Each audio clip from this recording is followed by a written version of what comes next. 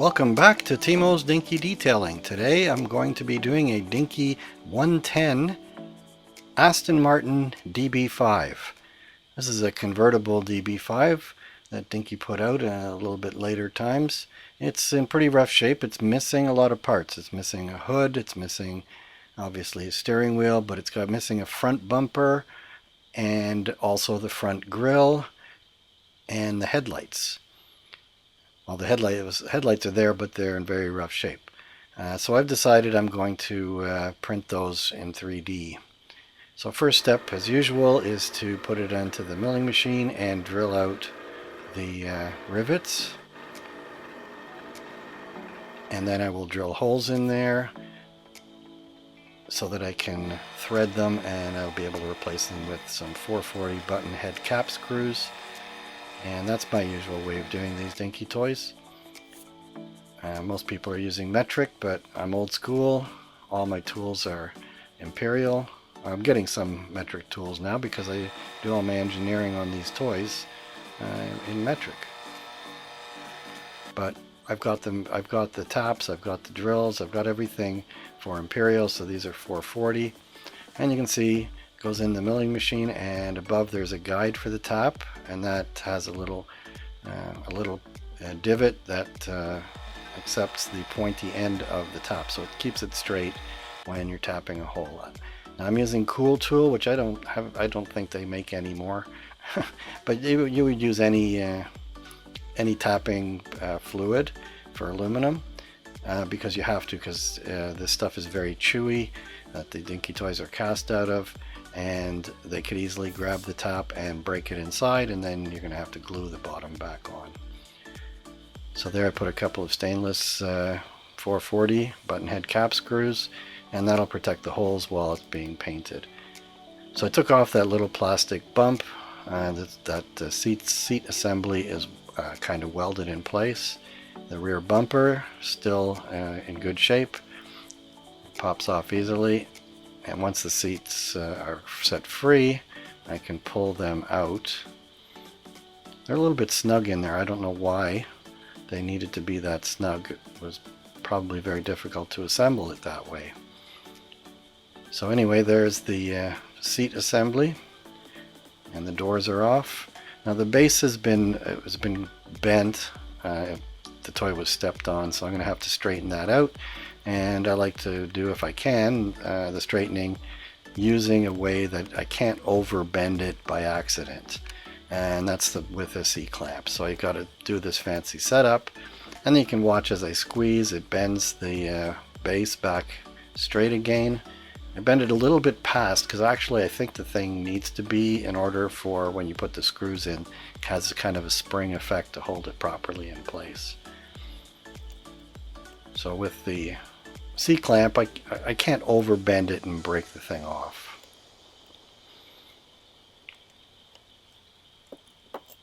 So there we have it. It's perfect. Now, these ones, I noticed the axles are not solid. They're roll pins, so that's a piece of rolled over sheet metal. So they're not really very tight. Unfortunately, I didn't get the camera to focus for this shot, but anyway, you can see it. I just pry it off with the screwdriver. And you can see there's a split there because it's just rolled over piece of sheet metal. And those are very handy. If I needed to replace them, I would just buy a box of assorted roll pins and find one that's a little bit longer, or one even the correct length. Now this rubber was very hard, so I'm going to have to figure out how to soften the rubber and get those off of the axles. So here's the hood that I 3D printed. Made a few efforts. The curve itself I got on the first try, but then I had to add all these little details like the hood scoop and the hinge pins. Now the doors had windows originally sticking up. I'm not going to replace the windows, but the door panels were transparent. They looked silly. So I'm going to replace those with proper door panels. So here's all the parts going for paint stripping. I take them outside, and here goes the boiling water, and I follow that up with caustic soda. I do this outside because I'll just look at the thing. So here the paint has been stripped and I got to get those headlights out. You can see it's like I'm excavating and cutting off little pieces of it. And okay, let's try the other one. Huh. Okay, this has got to be a little bit easier than that. So anyway, eventually I get that thing out of there. And then I don't show it here, but I wound up drilling holes because somehow there's a piece of plastic in both of those. So I drilled holes so I could push the plastic out. Now, this one had at the front some casting lines, and so I took them out atop of the fenders and those front quarters. It's actually so bad that I would cut away half of the front fender, and I didn't want to lose that nice curve. So I'm putting some putty in there to fill the hollow space. I'm using this Mr. Hobby putty, which I'm starting to get used to and I'm starting to like it. And then sand it up. Now, see, the windows on these doors were held on with these rivets, and so I've got to take the rivets down because I'm not going to be using them. So I'm just using the Dremel tool and carbide burr and get it cut down so that it's flat. There's also a little pin there beside the rivet that's for locating or correct orientation for the door panel. So I took that off too, you can see.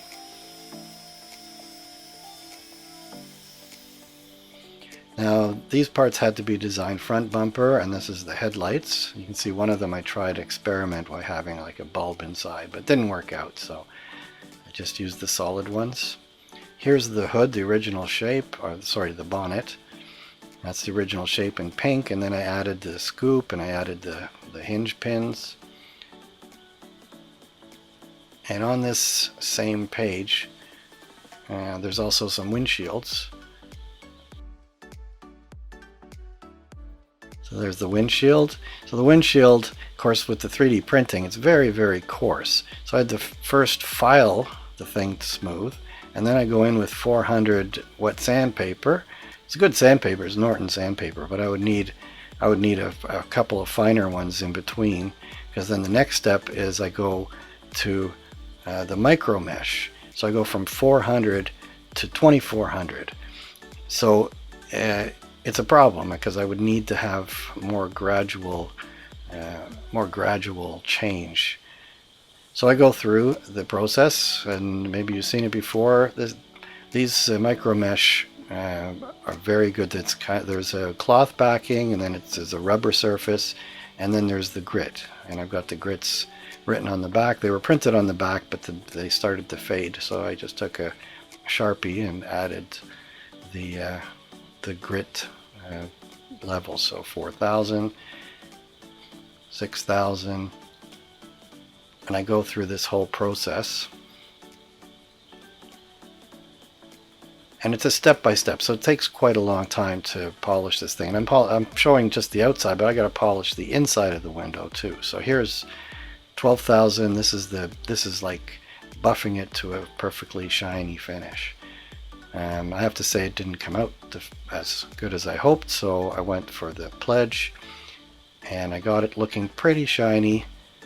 I just brush it on. I don't dip it. The pledge is a little bit too runny for that, so I just brush it on.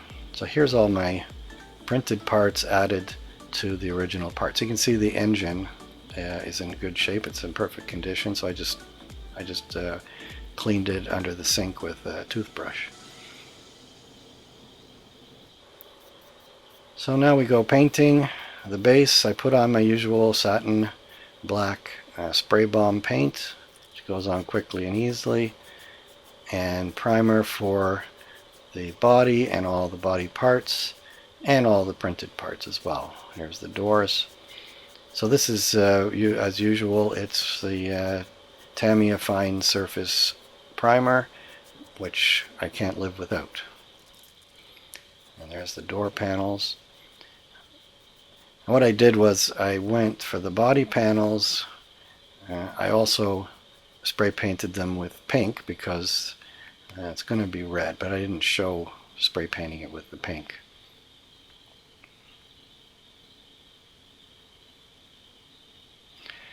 So this is Vallejo metallic red paint.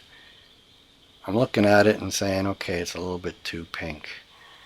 But anyway, I put a coat of this on and I'm going, okay, it's not looking red even after spraying it and letting it dry. It's not looking red. So I come back with my general go-to paint, which is the Mr. Hobby Aqueous paint, and this is the red metallic.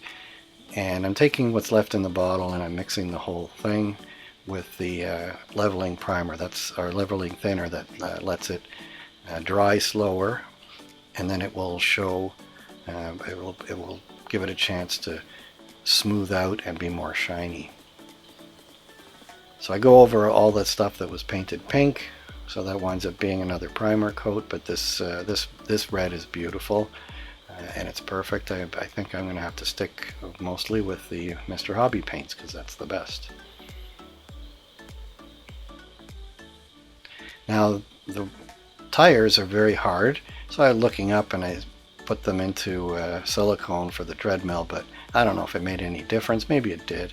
But then I went with the old standby, put some boiling water from the kettle and warmed them up in there, and I've got these heavier gloves on so I can pull them out and not scorch my fingers when I'm taking the tires off. So in the end, they start coming off. And they actually stayed soft after the boiling water. So it's probably just from the boiling water, but could be that the silicone actually made a difference, but I don't know because I didn't have a control experiment here. Anyway, I don't care. I'm happy. I get out the cheapest brake fluid I could find because I just needed to clean a few tires, and I go on with the cotton bud, and I'm kind of worried because it looks like it's taking rubber off of it. So there's a lot of tread on this, so I spent a bit of time doing it. It looks like I finished with still paint there, but I still went a little bit more effort and got it off, and tires came out beautiful. So these weren't in the caustic soda, so I put them into a cup of my paint stripper, which is a slow, painful process, but they came pretty clean. There they are. And into the spray booth, I put on my spray bomb metallic silver paint, which is actually really good. It looks a lot like the original colors that they painted onto the old Dinky toys. So then once they're all dry, the tires go back into some boiling water, and I choose the best side of the tires and maneuver those babies back onto the hubs, and it actually worked really well. The paint did not get damaged at all in this process. It's very, very durable, and I'm very pleased with it, so I'm going to keep using that paint. And it's just a spray bomb. So there they are. That's all of them. So the interior, some of it has some paint on it, so I sand that off. I also sanded the damaged part at the top, and I don't show it here, but I in the end I put a little of that pledge stuff on it because after sanding it, it didn't look like the other parts that didn't need sanding. So I made it, gave it a little bit of a shinier surface so that it all matched together.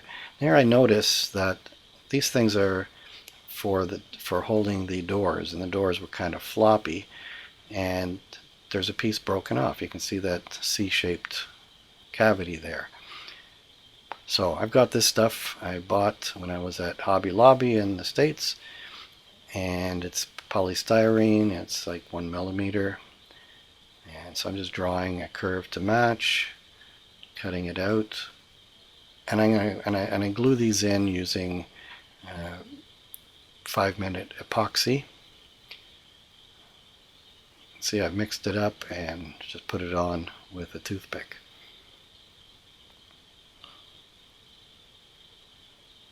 And there it goes in place.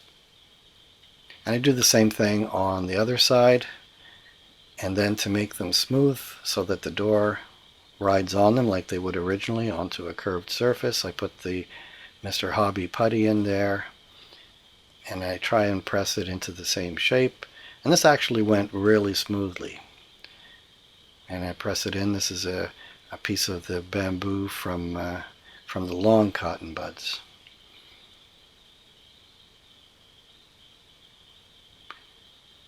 So I get that in there, I roll it into a nice shape and press it in with my finger. That's the nice thing about this putty. It doesn't stick to your fingers when you press on it. And then after it dries, I come in with my 400 sandpaper and I smooth it out into a nice curve.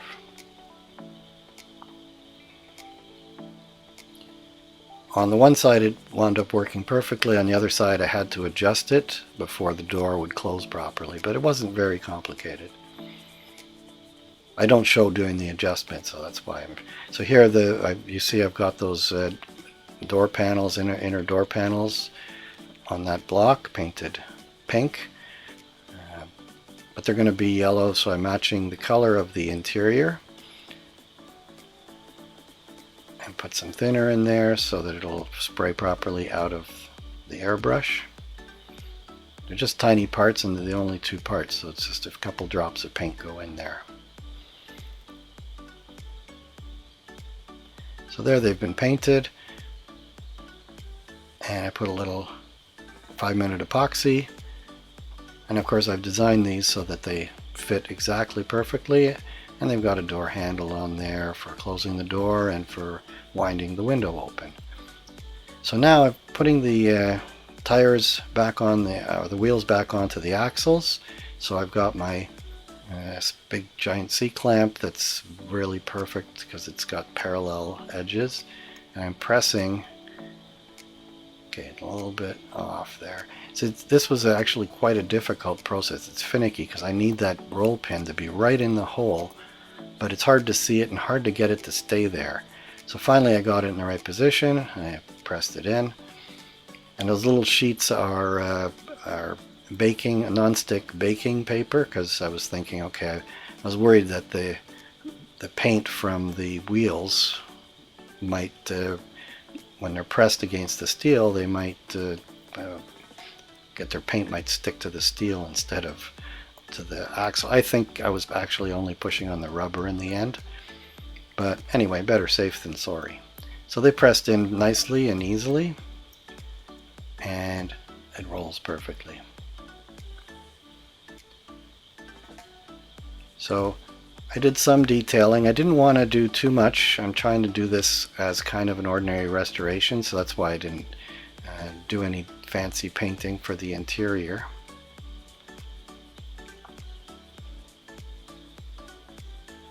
And the dashboard, I actually found a picture of a dashboard, and I went into GIMP and I made it look like the original one by just changing the contrast.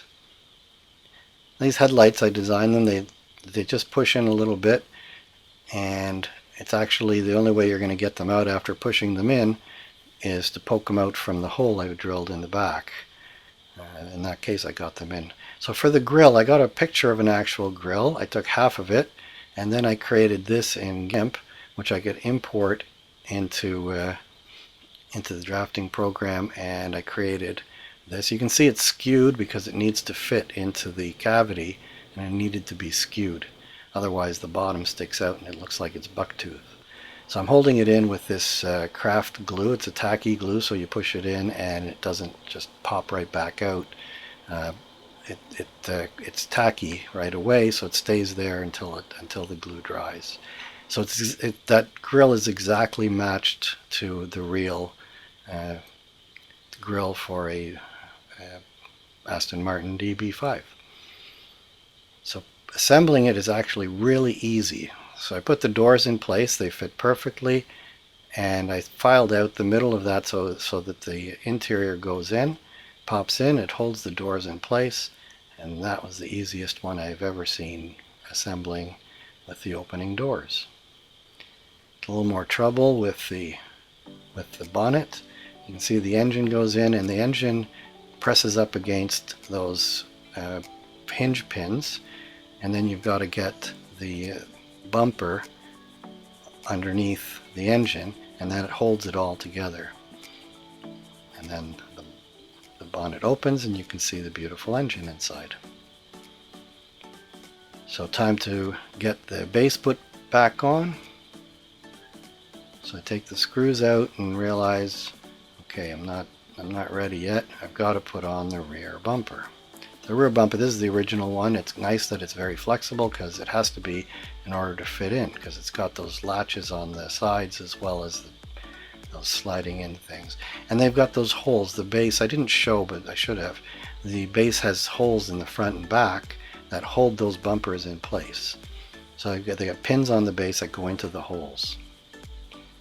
So last thing, no, second last thing that this toy gets, well, I shouldn't even say it's the last thing. Among the ending things is the steering wheel.